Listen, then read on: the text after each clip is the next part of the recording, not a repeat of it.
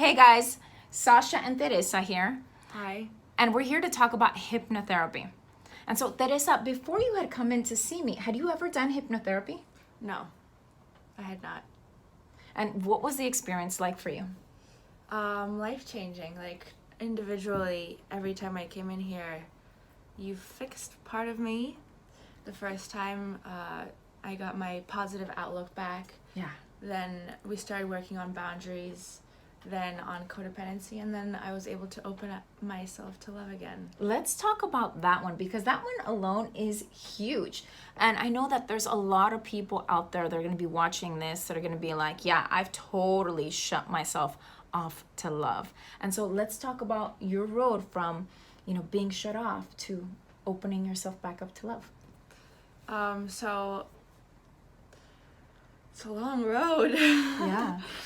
So I used to just sabotage everything and kind of not trust that either I was going to, I tried to mess it up because I didn't want to be at risk of giving that person power to hurt me. Yeah. And I didn't want to be responsible for hurting them. So I just had all these walls up and did so many things to keep people away from me so that nobody would be vulnerable. And that is really not the way to live. No, not at all. And it's tough too because you isolate yourself, right? Yeah, you do. It's very lonely. And you're not able to really grow something and fully evolve something to where it could possibly be. Yeah. Yeah, and the more the people try, the more you have to try to the opposite. Yeah. So it just becomes this kind of like sad little situation of misery. Yeah, it's like a whole cat and mouse game, right? Yeah, exactly. Yeah. It is. What was it that you had experienced in the past that had made you block yourself up? All of it. No, I just had a bunch of relationships, not just with men, but like bad friendships and some family stuff. Yeah. And it just, after every time, it accumulated and I lost my faith a little bit more. And then last year, something really bad happened, and then I was like, oh, okay, well, even if it's good, it doesn't really end up good anyway, so what's the point? I'm just gonna do my own thing. Yeah. And that makes total sense to me because a lot of times what ends up happening is that our minds start to associate negative things with other people. And so our minds think, no, I'm going to keep safe. Mm-hmm. And so I'm going to create that wall.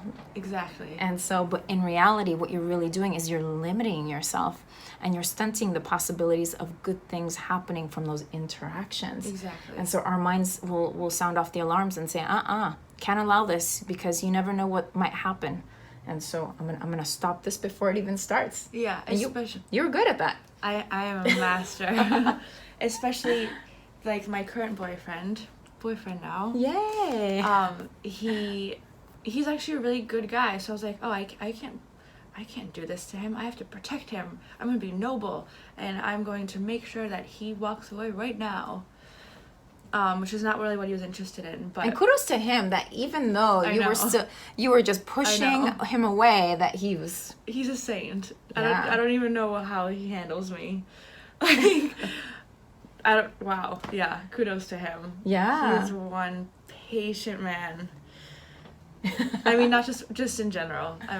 That's good. It's good to have patience, especially in a relationship, because God knows every single relationship takes work. Yeah, especially with people like me. I'm not a walk in the park. Not in a bad way, but just, I'm spicy. Yeah, you are. Let's say that. But you know what? That's part of what gives you your oomph, so that's okay. Okay. What was it like when we first started talking about opening yourself up to the possibility of something happening for real with him? Kind of scary. Yeah. Because then there's just another person who's just like holding my heart, and they can just like crush it when they want. Yeah. But it was also getting really sad. Like every time I kind of had to push him away, and then we were kind of both sad about it because I was like, oh, that would have actually been a really good relationship. Too bad I had to do that. Mm-hmm. Too bad I'm gonna have to do it again tomorrow. So yeah, it was really sad. And then it was really sad. And then once we fixed me, now I'm happy. And let's talk about that, because one of the things that I did was I gave her suggestions so that she would feel so safe within herself to where she could actually open up the doors. Yeah, and safe with him. Yes, totally. So important, feeling safe with yourself as well as with other people, because when you feel safe, especially with yourself, you're good. Yeah. No matter what other people do, you know, you're good because you've got yourself. Exactly. And you know, people are always so concerned about having other people love them, when in reality what we need to do first and foremost is love ourselves and be able to take care of ourselves. Yes. Right? And that kind of ties in with the boundaries too. Yeah. One of the things that I found is that a lot of times there'll be one theme, and it's from that one theme that all of these other things will actually spring from. And so once we start working on that, everything else starts to collapse. Yeah. Yeah, it's collapsing. It's collapsing. And so how long have you guys been together now? I don't know. Like a few months maybe? I don't know. Yay, that's awesome. We met a few months ago. So a few months minus when I came here. Yeah, minus the blocking. Yeah. I just count it. I just count it from when we went on a hike because I already liked him. So it doesn't really, just because I was pushing him away doesn't mean we weren't in a relationship already. Yes, got it. It just wasn't official. Yeah. It wasn't maybe like the ideal setup, but it was happening already. Yeah, like last week of March we met. Yeah. Yeah. That's awesome. And so I just wanted to, we wanted to share this story with you guys because I know that a lot of people are really blocked off from love.